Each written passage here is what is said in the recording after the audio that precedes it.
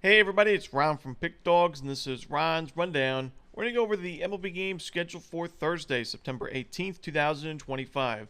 If you like this video, make sure to hit that thumbs up button and subscribe. Put those baseball picks in the comments section below. And if you're looking for my best bets, the games I love the most, including my daily rundown best bet in Major League Baseball, you can find those at the Premium Picks tab at pickdawgz.com. There's also a link in the description.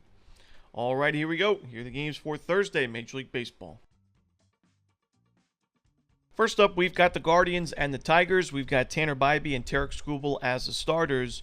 This is an interesting game because you never want to overreact to one specific outing or the most recent start, but Tanner Bybee's coming off his best start of the season, a complete game shutout over the White Sox, 10 strikeouts in that 4-0 win, and even the previous start to that one was a good outing against the Rays in a tough stadium in Steinbrenner Field, and another victory for Cleveland.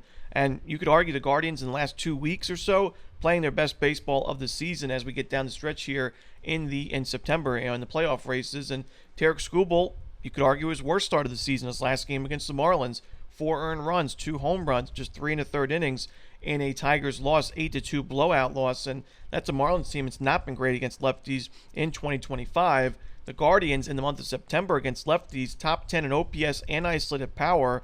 And I think this is a spot where I think we're getting a really good price with Cleveland. I think there's value with the Guardians in this one. So I'm going to take the 1.5 runs and a sprinkle on the money line with the Guardians. Next up, we've got the Padres and the Mets. We've got Randy Vasquez and Jonah Tong as the starters. Now, Vasquez pitched really well in his last start, had 9 strikeouts in that most recent game against the Rockies, but that is the Rockies. They have been miserable on the road this season offensively, and miserable, honestly, overall offensively in 2025. Now you're up against the Mets, who have been great against right-handed pitching. I still don't think Vasquez is a great option in this Padres rotation when you look at the expected numbers and the underlying numbers overall in 2025. I think he's in trouble in this game, but I also think that Jonah Tong might not be quite MLB ready, as he has struggled so far in his first 3 games. ERA above 8, and his most recent start against the Rangers, 6 earned runs, wasn't able to get out of the first inning. So I'm going to roll the over. I think the Mets still win this game. I think Tong will be good enough for the Mets bats to do most of the talking, and that Mets bullpen as well. So give me the Mets in this one, but definitely the over in Padres Mets. Next up, the Blue Jays and the Rays. We got Chris Bassett and Shane Baz as the starters.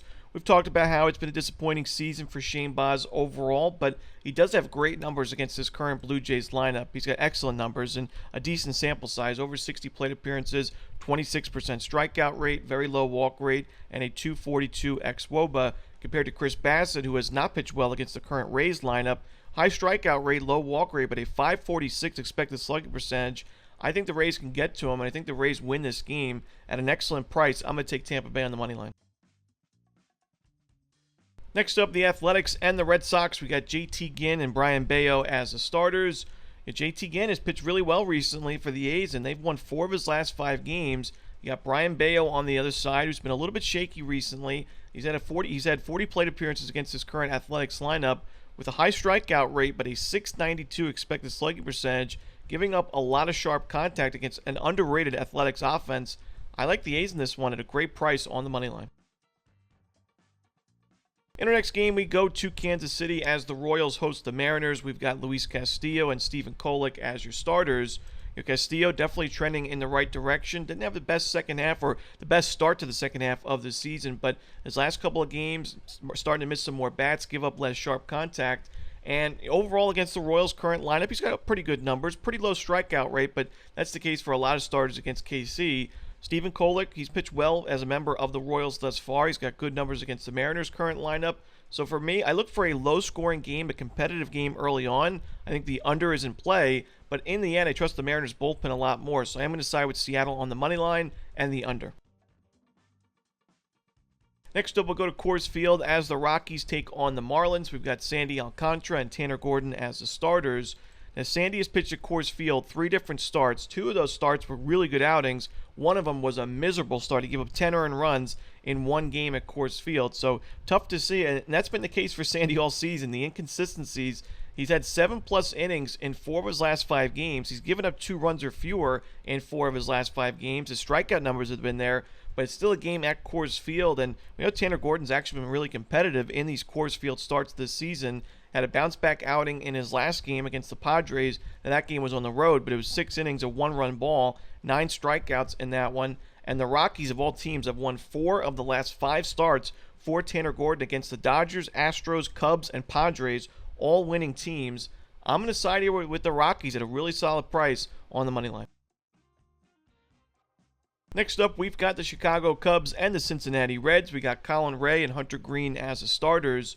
Now, I'm not in love with this Reds offense overall this season. I've made that clear throughout the last couple of months. But when you look at Colin Ray's numbers against Cincinnati, he has really struggled against this lineup in 2025. 10 2/3, 17 base hits, 12 earned runs, 4 home runs, and 5 walks given up in back-to-back Cubs losses in those 2 starts against the Reds. 1 at Great American, 1 at Wrigley Field.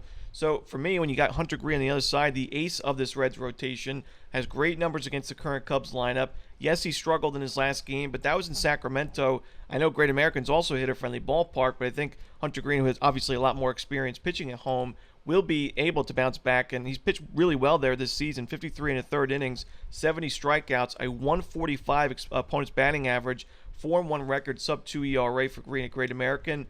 Give me the Reds in this one on the money line at home. Next up, we go to Baltimore as the Yankees take on the Orioles. We've got a pair of lefties on the mound in this one, Max Fried and Cade Povich.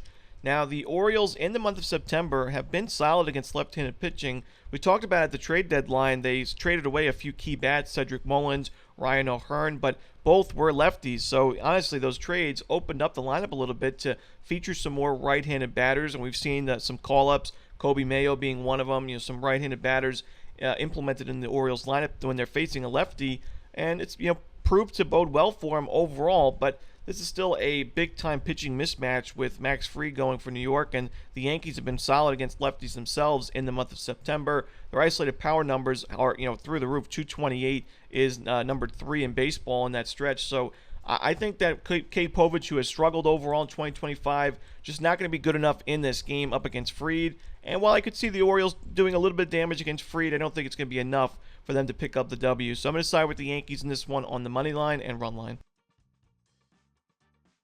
Next up, we've got the Angels and the Brewers. We've got Yusei Kikuchi and Quinn Priester as the starters.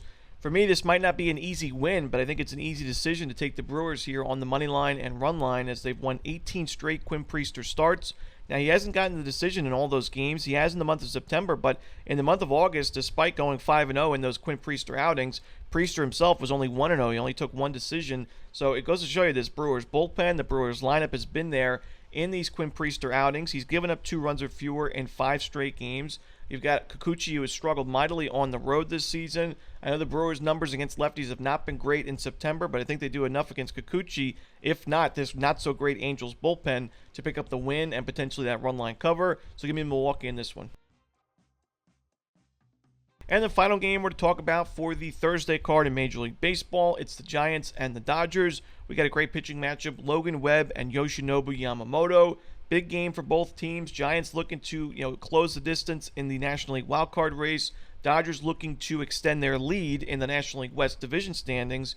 I think the Dodgers will get their way in this first game on the money line. Logan Webb faced this Dodgers team, of course, last week in San Francisco, where he's been so strong over the years, but he really struggled in that game. 10 base hits, 6 earned runs. That makes it now 10 total runs given up from Logan Webb in his last 10 innings at Oracle Park. Not really what you want to see, and Yamamoto's been excellent on the other side recently for the Dodgers. So I got to roll with Los Angeles in this one on the money line at Dodger Stadium. And that's it. Those are the games for Thursday in baseball. Hope you enjoyed this video. Again, if you're looking for my best bets, you can find those at the Premium Picks tab at pickdawgz.com, and there is a link in the description. As always, Romanelli, good luck.